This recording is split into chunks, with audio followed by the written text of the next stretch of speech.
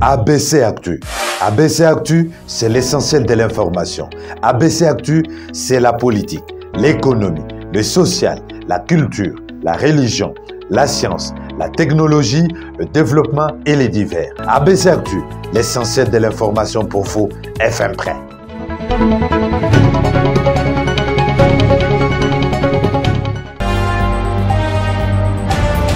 La CENI, en tant que pouvoir organisateur des élections, n'a pas la compétence.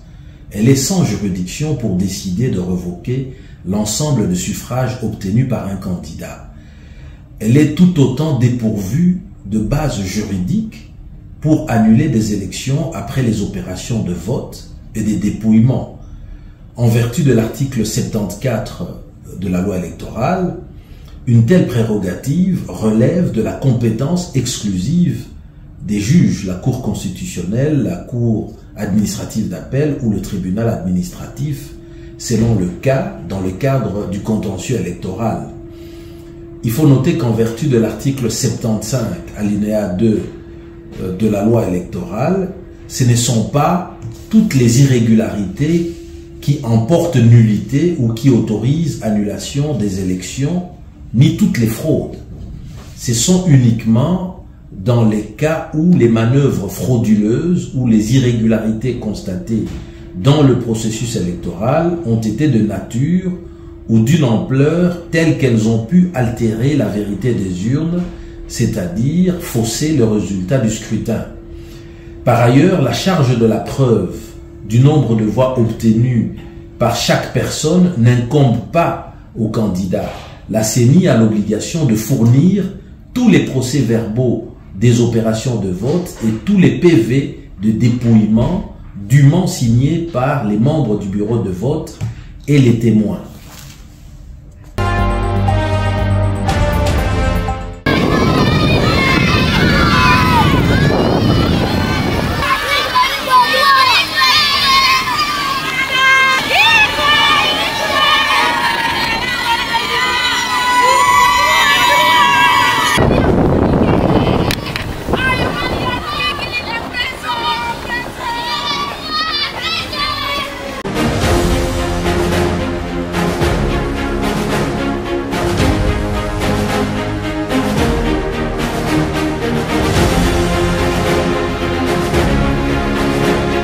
À Kashobwe, c'est aussi le vivre ensemble.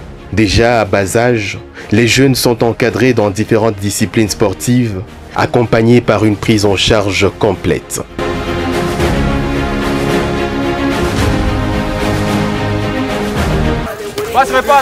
Lorian, demande le ballon. Moi, c'est Enoch Moukadi. Je suis là, j'entraîne des enfants ici depuis 2019. Et je prends tous les joueurs comme moi-même. Je ne suis pas d'ici. Je suis un Kassaïen, mais comme le président Moïse m'a pris, et il m'a placé ici. Donc moi aussi, il n'y a pas question des Kassaïens, des tribus. Donc j'ai recruté tous les joueurs. Comme à chaque fin de mois, il a rendu visite aux femmes de 3e âge sur la route Kashobwe-Mokupa, où il avait construit des maisons comme partout au pays, servant d'abri pour ces dernières qui n'ont aucune assistance familiale. Et depuis, une étroite relation a pris place entre les bénéficiaires et les bienfaiteurs.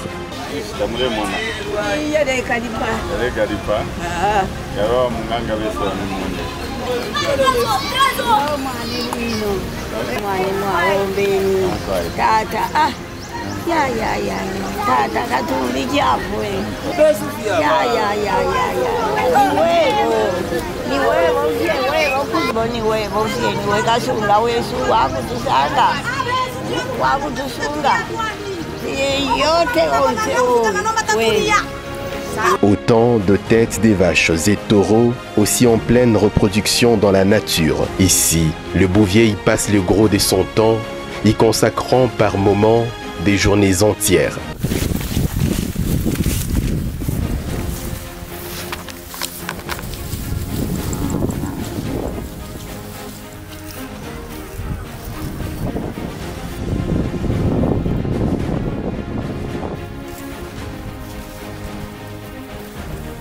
c'est pas la blague.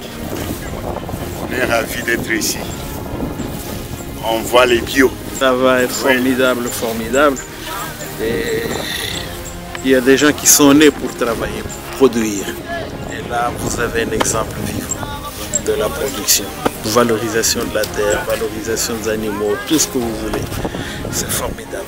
Si on peut prendre ceci comme modèle, et tout ceci fait à l'échelle de toute une république, qui va mourir de faim au Congo? Personne. Voilà. On attendait tous les résultats des élections. Il y a eu un gagnant. Par cette occasion, je viens féliciter le président Félix Antoine Tshisekedi Tshilombo pour sa réélection et bonne continuité de la vision entamée pour la République. Sans oublier notre très cher gouverneur Fifi Masuka Saini, celle qui prône pour la paix et le développement de la province du Lualaba. Que Dieu bénisse la République démocratique du Congo, que Dieu bénisse le Lualaba. Bonjour tout le monde. Je suis Madame Lorraine Montou-Kintadi, initiatrice et présidente de l'Union de cœurs compatissants, une ASBEL qui prend en charge les personnes vulnérables, activiste et défenseur des droits de la femme et de l'enfant. Je tiens à fixer l'opinion publique sur une vidéo qui circule dans les réseaux sociaux avec ma photo me faisant passer d'une kidnappeuse ou soit d'une certaine acheteur de cabello. Personnellement, j'ai bâti ma vie avec beaucoup de larmes et beaucoup de douleurs aux côtés de personnes vulnérables et les défendant jour et nuit. Mes actions sont publiées sur mes pages Facebook, donc la page portant mon nom, et celle de mon organisation humanitaire. Donc je suis une personne très connue dans le monde des médias. Alors j'appelle les autorités congolaises de se saisir de cette situation afin que cette bande de malfaiteurs soit mise aux arrêts et que je sois rétablie sur mes droits. Et je profite par la même occasion de dire merci à toutes les personnes qui défendent cette cause, qui se battent jour et nuit pour que je sois rétablie de mes droits. Je me rappelle que je suis neurologue, que je suis chef de service de neurologie. Et je vais vous parler d'une situation qui est quand même alarmante, c'est la situation de l'alcool, la consommation d'alcool, notamment la consommation excessive d'alcool, qui est à l'origine de beaucoup de dégâts, notamment des dégâts au niveau du foie, mais en ce qui me concerne, c'est des dégâts au niveau du cerveau. On a vu que dans nos services, nous rencontrons des patients qui nous viennent avec des hémorragies cérébrales. C'est des gens qui ont saigné dans le cerveau et on découvre que c'est des personnes qui sont relativement jeunes, entre 50 et 60 ans, qui n'ont pas forcément une hypertension artérielle, qui n'ont pas forcément un problème de diabète ou autre, mais qui nous font un AVC. Un AVC parfois et souvent hémorragique, avec donc une paralysie, tout ce qui s'ensuit. Et quand on les interroge, on voit que le seul facteur de risque en réel, après l'âge, c'est vraiment la consommation excessive d'alcool. Ce sont des gens qui prennent plus de 10 verres d'alcool dans la semaine, du vin, de la bière, etc. Et qui en ont fait leur sport favori, c'est-à-dire qu'ils passent leur temps à boire et à boire, toujours boire. Et voilà les catastrophes auxquelles ils sont confrontés au bout de quelques années et qui leur confèrent cette paralysie, une paralysie qui est parfois massive, qui va demander des soins de rééducation, mais en sachant que plus la paralysie est massive, plus les chances de récupération sont faibles.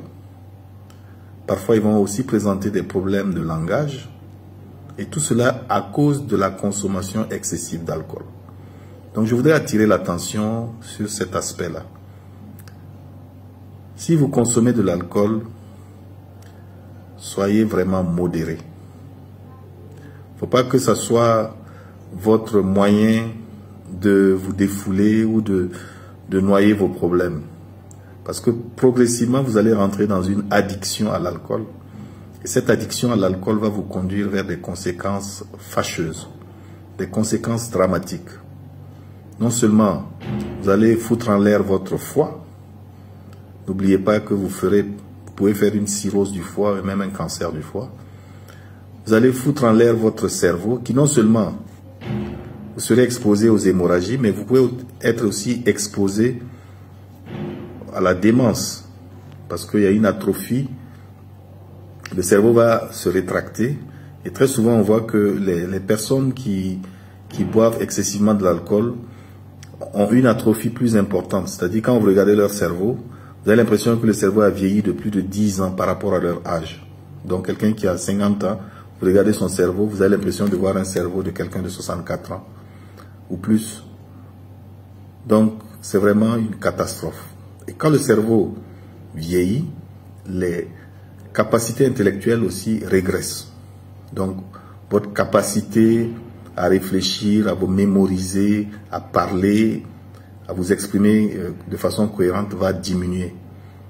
Et donc, ça va aussi jouer sur votre capacité à tenir en équilibre et tout cela va être très mauvais pour vous. Donc, à bon entendeur, salut.